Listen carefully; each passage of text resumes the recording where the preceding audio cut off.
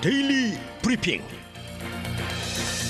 네, 매주 월요일 아침 데일리 브리핑에서는 저희 워싱턴 한면택 특파원과 함께합니다. 한 특파원 안녕하십니까? 네, 안녕하십니까. 워싱턴입니다. 네, 자, 이 중동 사태가 어떻게 지금 제대로 뭔가 해결 사태를 보이지 않고 있습니다. 미국은 네. 미국 국내 국외 초비상을 걸고 있는데 어떻습니까?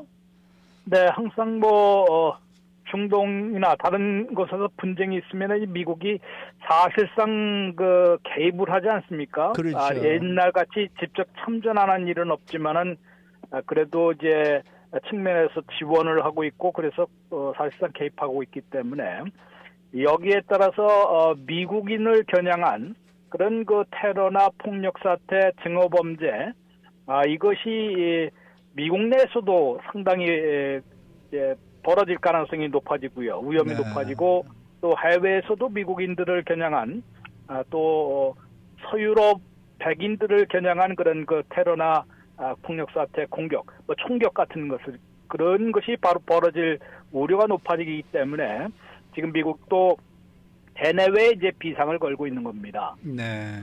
이제 연방 법무부와 그 산하의 FBI, 연방 수사국, 또 국토안보부와 그 산하인 반테러 센터가 조인트 이 블러틴을 발표를 했는데요.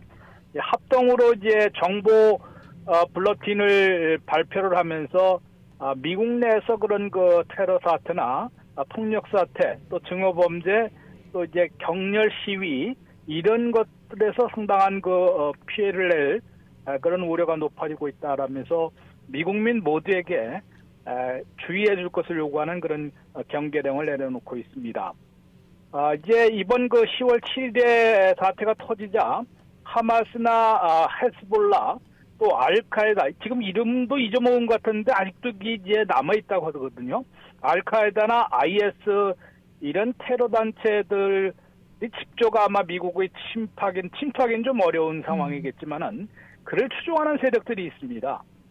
이러다 보니까 그 추종 세력, 심지어는 이들에게 고무되는 자생 테러 분자, 외로운 늑대로 불리지 않습니까? 네. 그런 자생 테러 분자들도 움직일 수 있기 때문에 그런 테러 또 폭력 사태, 증오 범죄, 이 격렬 시위 이런 것에서 엉뚱한 피해를 당하지 않도록 미국민들이 극히 유의해 줄 것을 경계하는 경고령을 내린 것입니다.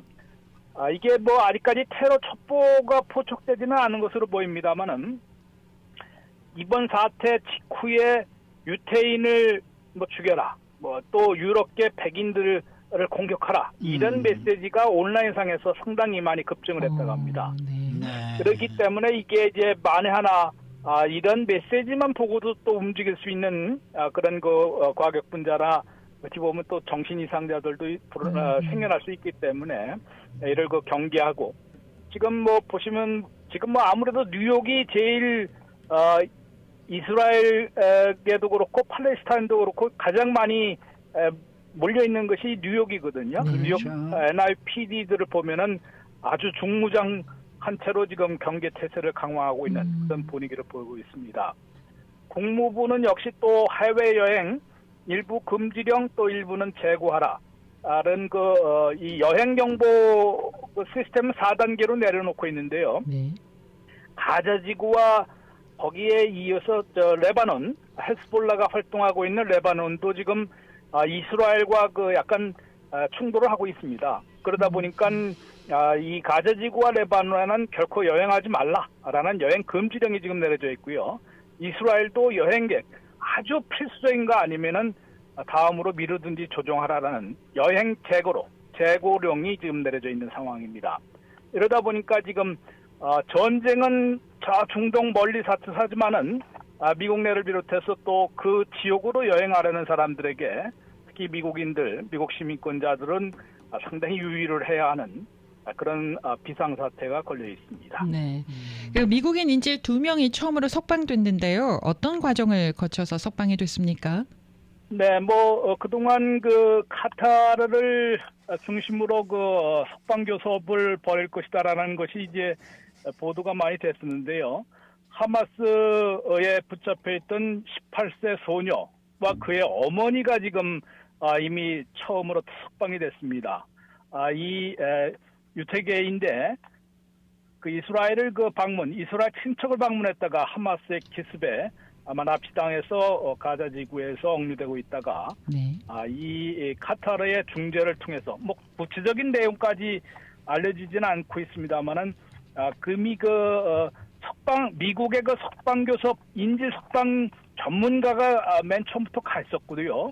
또 카타르가 이를 중재를 해서 결국은 하마스로부터 이 소녀 18세 소녀와 어머니가 석방이 돼서 이제 바이든 대통령과도 영상 통화를 하는 그런 모습도 보여줬고요. 이 18세 소녀는 바로 내일이 생일이라고 합니다. 네. 이 일리노이 주인데 생일날을 무사 귀환하는 그런 또 스토리가 만들어지고 있습니다.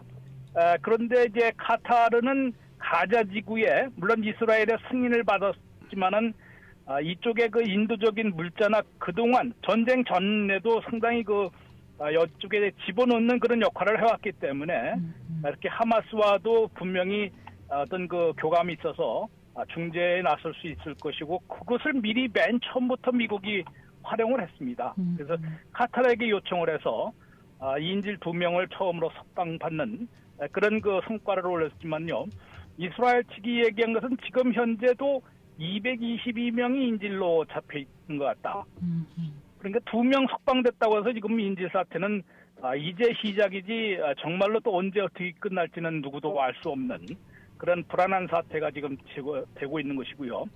미국인도 13명이 이제 2명이 뭐 사망자도 32명으로 늘어났습니다만은 2명이 석방이 됐기 때문인 듯 아직도 10명의 생사가 확인이 되지 않고 있다고 합니다. 네. 근데 이들 중에서 몇 명은 아마 또 인질 222명도 지난주에는 212명으로 이스라엘이 파악했다가 더 늘어난 것이거든요. 네. 그러다 보니까 이렇게 잡혀있는 인질 아직도 222명 중에 미국인들 좀 포함되어 있을 가능성도 있고 이들이 언제 어떻게 석방될지 아니면 더 불행한 사태로 또 이어질지 상당히 우려가 되는 상황은 지속되고 있습니다. 이렇기 때문에 미국은 아무래도 인질 석방 교섭이 지금 이제 시작이니까 이것과 인도적인 지원도 가자 지구에 대한 인도 물자도 이제 시작을 하지 않았습니까? 이러다 보니까 이스라엘에게는 지상전, 그러니까 지상전으로 지상군을 가자 지구에 침공시키는 그런 작전을 좀 연기를 해달라라고 공개적으로 지금 촉구를 하고 있습니다. 네.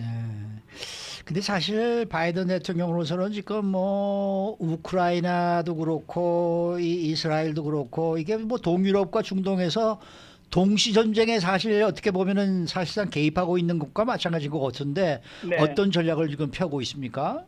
네, 아무래도 좀 제한을 두고 있는 것 같습니다. 옛날 같으면 이제 한반도와 중동에서 동시 전쟁이 일어나는 것을 상정을 해서 전면적으로 미군 지상군까지 다 이제 참전하는 그런 전략이었지만 지금은 완전히 달라진 거 아니겠습니까? 그러다 보니까 말 그대로 테러 전쟁 이것과 독재자의 침략을 저지하는 전쟁 이 두 가지만 하고 그것만 지지하고 지원한다라는 원칙을 분명히 거듭 밝히고 있습니다.